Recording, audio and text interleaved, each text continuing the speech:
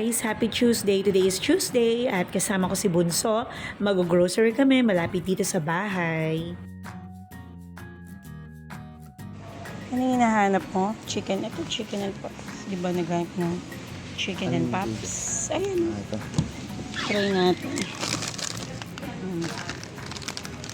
Ilang piraso ka?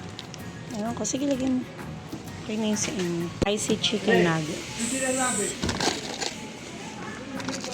Spicy chicken.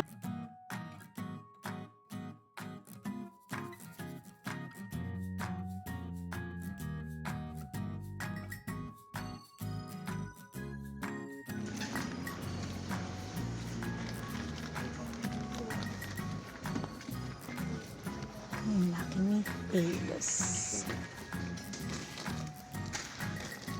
Chili ones.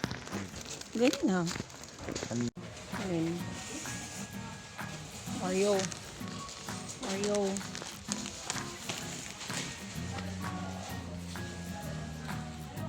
Ito, ano ba yung Good morning! Happy Tuesday! Today is Tuesday, October 21 na tayo at 9:30 na ng umaga. Galing kami ni Bunso sa palengke. Maga naman ako nagising kaya lang ito yung ating t-shirt. Kaya lang nagtuloy-tuloy tayo ng ating gawain. So kami ay namalengke ni Bunso, hindi na natin na-vlog. Na-vlog pala pero konti lang. No? Yung bumili lang kami ng mga pang-almusal. So ito si...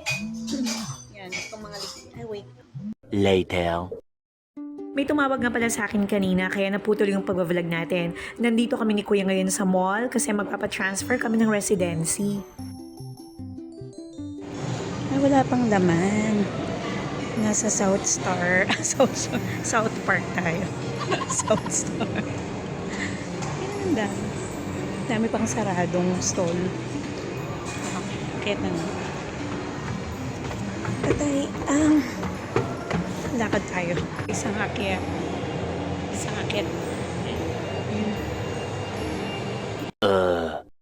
Dito kami ni Kuya ngayon sa Office of Registration. Ayaw lang niyang magpakuha kaya ako na lang.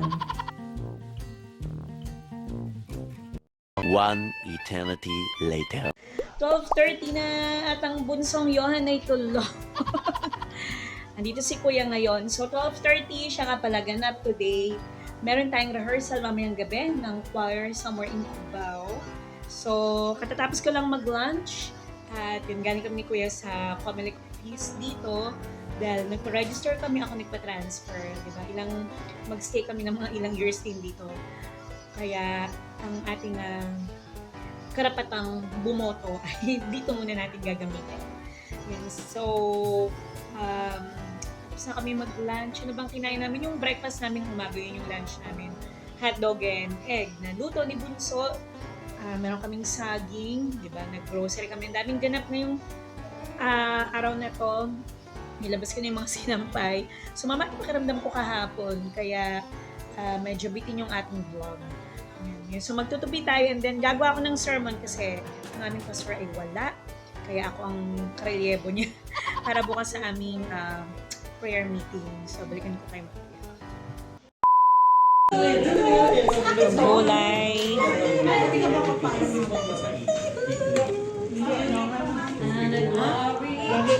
Asan na yung belly? Wala tayong lahat. Asan yung belly lechon? Wala tayong probinsya. Ating Boracay. Tuloy natin Boracay. Are we,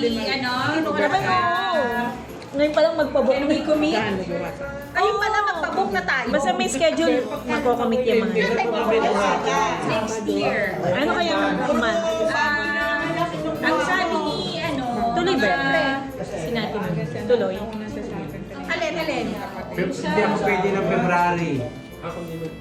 Pero hindi naman siguro, wow, China oil. Alin ang tuloy? Yung probinsya. Nasa atin daw eh.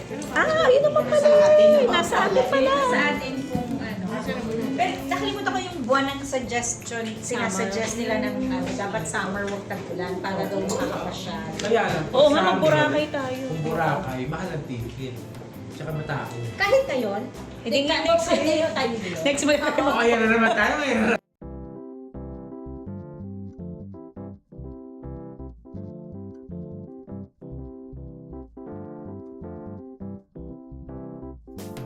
Pero okay Next na yun. year.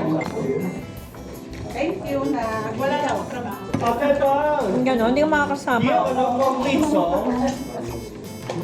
Pag hindi naman tayo magtatanong, tatanong na tayo doon. Bura. Uy, alam niyo ba yung bagong chika? Bura kayo naiisip. Alam niyo yung bagong chika? Ha? Naka-live to, naka-live. Kumain na tayo. A few moments later. Genesis 12:2-3, I will make you into a great nation. I will bless you and make you famous, and you will be a blessing to others. I will bless those who bless you and curse those who treat you with contempt. All the families on earth will be blessed through you.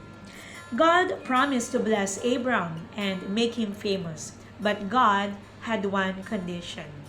Abram had to do what God wanted him to do. This meant leaving his home and friends and traveling to a new land where God promised to build a great nation from Abram's family. Abram obeyed, walking away from his home for God's promise of even greater blessings in the future. God may be trying to lead you to a place of greater service and usefulness for Him.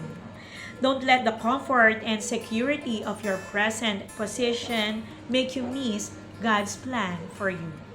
Genesis 12:2-3, I will make you into a great nation. I will bless you and make you famous, and you will be a blessing to others. I will bless those who bless you and curse those who treat you with contempt. All the families on earth will be blessed through you. Thank you guys for your time. Thank you for watching TSM, The Simple Mom. See you again tomorrow for another day of vlogging.